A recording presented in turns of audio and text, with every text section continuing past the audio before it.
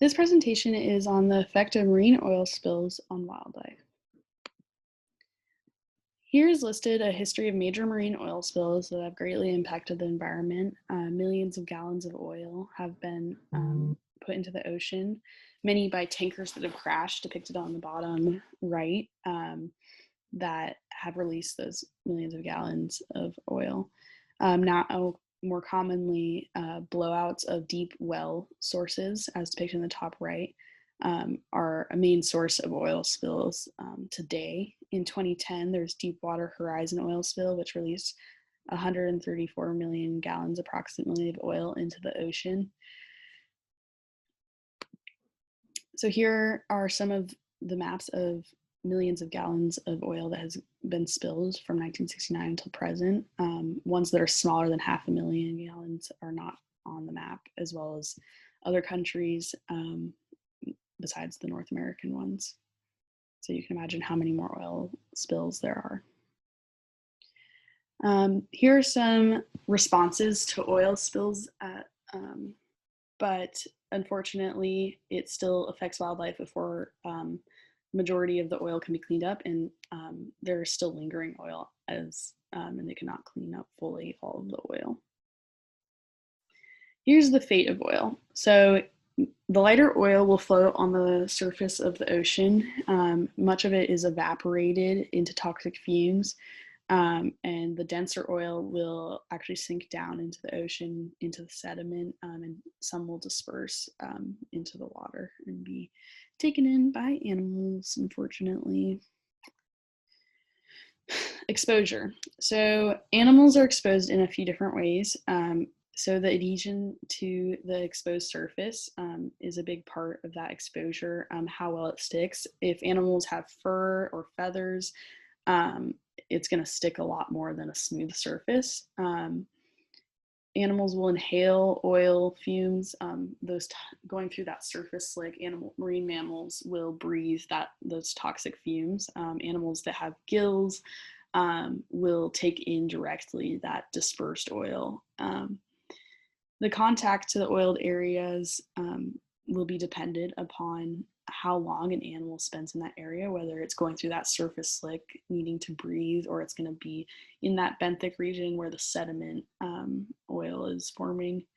Animals can directly and indirectly ingest that oil. The indirect ingestion comes from ingesting prey or plants that have that oil on it.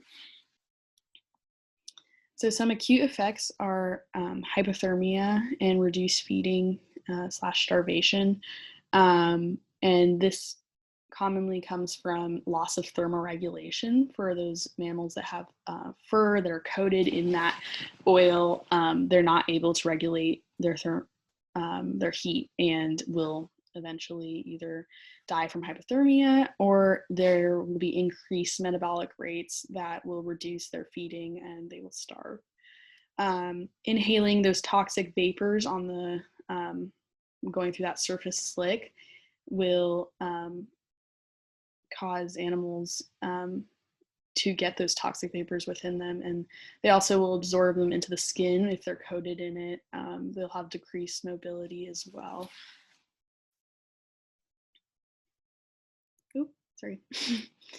So categories of chronic effects. Many animals that survive acute exposure still maintain negative effects.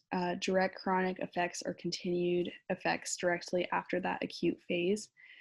These include those thermoregulatory issues. Delayed chronic effects are effects that do not reveal themselves until months or years or decades after that exposure. Demographic lags are the time it takes for populations to return to the conditions that were previously had before that spill. Their environment, those environmental constraints will keep those animals from recovering faster. Some constraints will be the reproductive potential, just rates of dispersal and population structure. Indirect toxic effects will be usually coming from that intake of prey or predator abundance or food web disruption. all of the different types of exposures mentioned earlier are ways that oil can come in contact with animals and eventually cause chronic effects past that. Ingesting oil can cause immune suppression and damage to organs and organ failure. It can further result in tumor formation and reduction in disease resistance. Inhalation of those toxic fumes or that dispersed in the oil or the water, sorry, can lead to lung disease, pneumonia, adrenal disease. And when the hydrocarbons are absorbed into the bloodstream from the lungs or gills, it can eventually cause neurological damage and liver disorders. So depicted here is just a graph from a study done in 2018 on the recovery from the Exxon oil spill. As you can see, with the NR, some species are not fully recovered to their state before the oil spill, and many had chronic disorders in the dark gray for decades after that 1989 oil spill. So effects on unexposed wildlife. Animals that were unexposed to the spill are still affected by it. Negative survival rates still occur to animals that were not yet alive at the time of the oil spill. Food webs are hit by the death toll and limited recovery by demographic lags. This in turn affects generations of wildlife after the spill. Another example of unexposed wildlife impacts comes from that Exxon Valdez oil spill. Studies done after showed that juvenile sea otter survival rate was very low for otters born after the spill. And this was due to lingering oil as well as the parent sea otter's previous exposure to that oil. Lingering oil persists 30 years after the Exxon oil spill. So even though its toxicity declines with time, it still is toxic and has come in contact with wildlife over decades after that original incident. Another thing is that genetic disorders can be passed down. A study done in 2006 through 2008 showed that sea otters in that 1989 Exxon oil spill still had genetic markers of displaying exposure to the oil.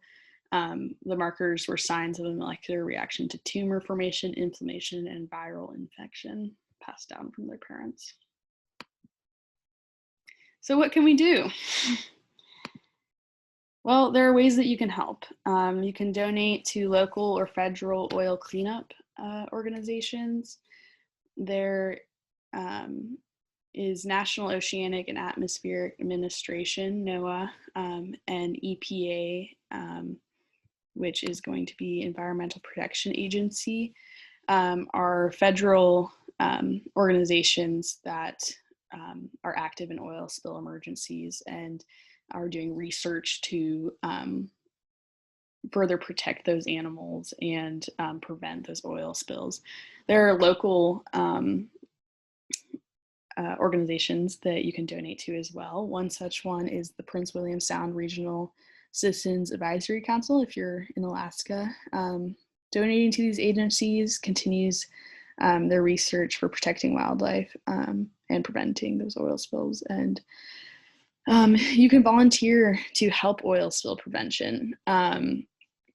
Unfortunately, you do have to be trained, so you can't just go out and do it, but you can be trained and you can volunteer when there is an oil spill in your area or in other areas you can travel to. And you can get involved with any of these organizations that I have here. And yeah, so you can also personally reduce oil use to stop oil pollution. So here on the right is a barrel of petroleum, and you can see that much of it is used for gasoline. And what I want to talk about is car runoff. You can personally stop car runoff by being very careful when you are gassing your car, or you can actually opt out to walk or bike and not use those cars that are polluting oceans with that runoff. And eventually, I think the goal would be to get an electric car to stop that usage. When you can opt out for electric versus gas, it helps stop oil pollution. Many household items are actually also used from oil and made from oil. And if you didn't know, air mattresses, balloons, toothbrushes, umbrellas, and even yarn are produced using oil and or gas. Plastic is an oil product that is widely discarded, and plastic packaging is a huge waste product, and it is used, oil is used to form it. So stopping your use of plastic actually will really help the environment in a bunch of different ways, whether it's from that all the garbage that's made from plastic or the oil usage in making the plastic. And here's the works cited. Stop oil pollution.